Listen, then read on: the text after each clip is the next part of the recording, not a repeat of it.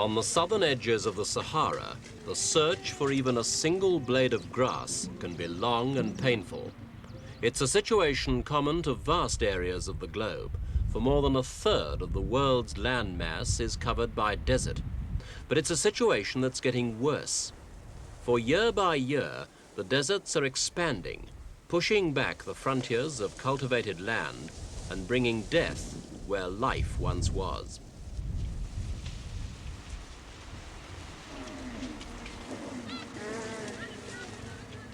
This is northwestern Sudan, an area of many cattle and few people. Raising livestock here is a constant battle against low rainfall and bare pasture. For centuries past, nomadic herdsmen like this have trekked across the desert in search of fodder for their flocks.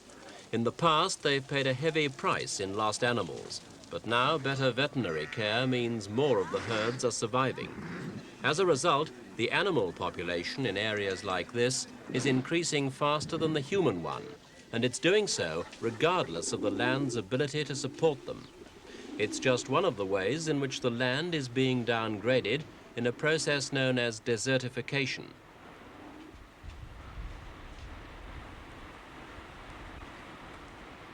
According to one estimate, more than 1/6 of all deserts are man-made. Semi-arid zones totaling some 9 million square kilometers, that's half the size of South America, have been turned into desert by wrong land usage. And it's not something that's happening slowly.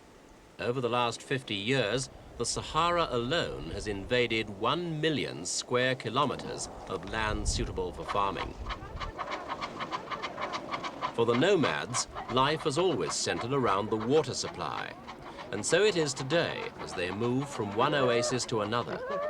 But as the desert encroaches and the number of animals rises, so the demand for water mounts.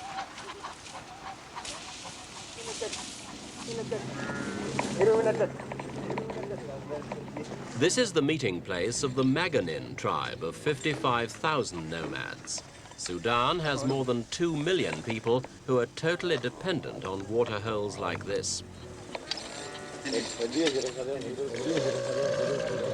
The strange fact is that underneath the whole Saharan Arabian desert, the largest desert system in the world, there lies one huge reservoir of water, which in the long term may prove more valuable than the area's reserves of oil.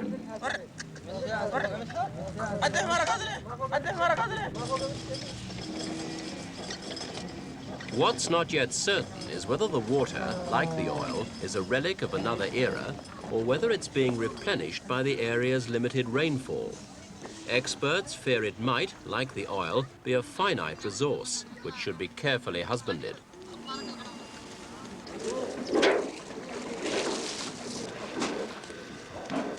This is some of that water, pumped up by the government from the underground aquifer. Nomads are allowed to collect their own drinking water for just 1 hour every day. It costs 1 penny for 4 cans. In the hot season, they're allowed in for 2 hours a day.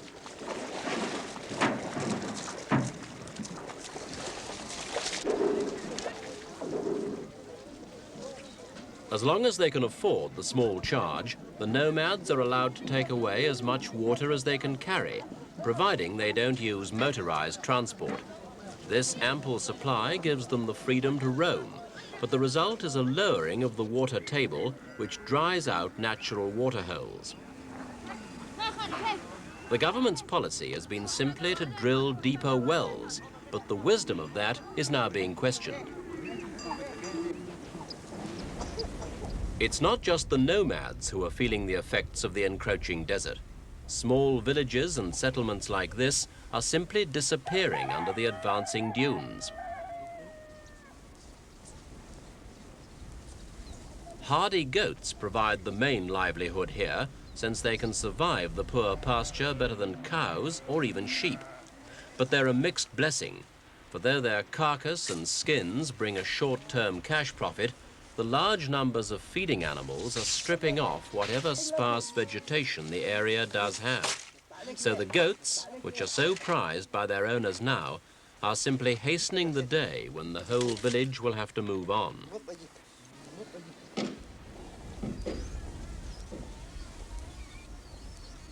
50 years ago, a village on this spot might well have been a successful farming community. But now, the surrounding land is so marginal that putting it under crops means ploughed earth could be blown away for good in just one dry season.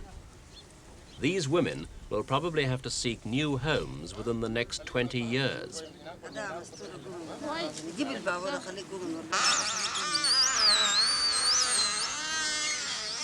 Camel power drives the mill that presses sesame seeds into cooking oil. The area was once famous for its fine white sesame, but the desert has taken its toll. Over the last dozen years, the area under cultivation has been increased enormously, but productivity has dropped to less than a quarter of the previous level. It's a very similar story for other once important crops, such as groundnuts, maize and sorghum.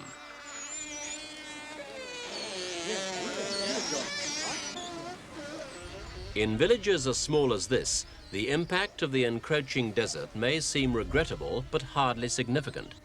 The truth is very different, for this is indeed a world problem. It's estimated that of the 600 million people who live in arid lands, 30 million are directly threatened by desertification. It's happening in more than 60 countries, ranging right across the globe, from China to Chile, from Australia to the United States. And all of them are certain that the process must be halted if the world's food supplies are to have any chance at all of keeping pace with the growth of population, especially in the developing countries.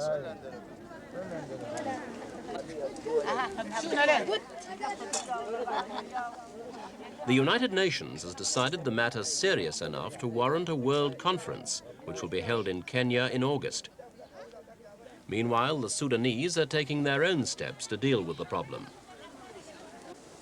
They've planted lines of shrubs and carefully selected grasses in order to stabilize the soil. It's very simple, but it does work. We asked one of the experts running the scheme, Dr. Abul Saif el-Din, why they'd chosen this particular area. Well, this area has been chosen because it is one of the largest villages in the Khairan area, and at the same time, it has a very large, comparatively large area of productive land to produce vegetables and citrus fruits, as well as dates. And how much land was lost, and how many houses, how many trees were drowned by the sand? Well, there was more than half of the village was damaged by the sands, and I can't say how the number exactly. How I can say a number, but it was a fairly big number of houses. They seem very happy now down in the village when we saw them today. Oh yes, they are very happy, and a lot of people want something of this nature to be done around their villages. Sudan's launched a $26 million scheme, which it hopes will be financed by its oil-rich Arab friends and some Western nations. But the country already has a fairly sizable team of experts. One of the basic facts they work from is that plant growth depends on the moisture around the roots and the temperature of the leaves, which means they can virtually ignore national figures for rainfall and sunshine, as long as they can provide soil stability, shelter from winds, and so on.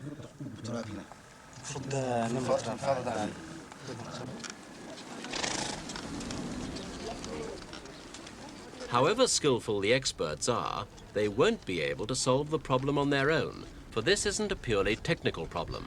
It's inextricably linked with traditional patterns of life. Here, for example, camels bring in the firewood for charcoal, which is still the basic energy source for most of the nation. But every tree felled for firewood is one tree less to provide cover from desert winds. The waste doesn't stop there, for the trees most frequently used are acacias, from which gum arabic is derived. Gum arabic is used throughout the world, both in confectionery and for making the glue for envelopes. And Sudan is the world's largest producer, with about 3/4 of the world market. In the past, gum arabic has provided about 9% of the country's export earnings, but now supplies are dwindling. It's estimated that nomads uproot nearly 550 million trees a year to make fuel for cooking. And since the rate of replacement's virtually nil, the process is in effect simply burning up Sudan's foreign exchange earnings. The problem's not confined to the Sudan, and United Nations experts hope to persuade all developing countries to increase their use of alternative energy sources, such as wind power and solar heating. But how effective would such an effort be? We asked Dr. Mustafa Kogali of Sudan's National Research Council whether desertification was a question of human behavior or simply changing patterns of climate. Mainly human behavior. We may have some changes in the climate, but this is not very certain, and we do not know yet the magnitude of that. What happens as a consequence of overgrazing and cutting the vegetation? What happens to the climate then? We may have a slight change in the climate. The more you remove the vegetation, the more you may have change in the climate in the sense that it becomes more dry. Now, how are you trying to tell the nomads and the people who live in the arid part of this country, what are you telling them? Do they not realize that they're possibly cutting their own throats? Yes, they came to realize this, but unfortunately they came to realize this after the harm has already been done.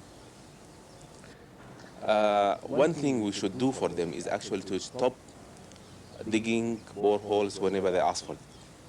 Doctor, are you satisfied that it can be done and that these people who live in the arid West can survive? Yes, I think it can be done. It can be done, but it needs quite a lot of cooperation from inside, from the people themselves, from the government, and from the international agencies. Even the most optimistic scientists don't believe that there's any hope of turning the central Sahara green. But with the right technology and assistance, there's a good chance that the fringes of the desert can be saved. It won't be easy, but the Sudanese, along with other affected peoples, have every right to expect help from outside. The countries of the world's temperate zones, and that means by and large the developed nations, have several reasons for sharing responsibility for the problem. In the first place, it's likely that at least some of the effects of desertification are the result of ill-advised technical aid already given by developed nations. Secondly, the spread of deserts means less food to feed a growing world, and that's something with increasingly important political consequences. And in the long term, there's always the possibility that the ever-encroaching deserts will eventually alter the world's climate far beyond the present arid zones. All in all, then, the problem of desertification is nothing like as far away as it looks.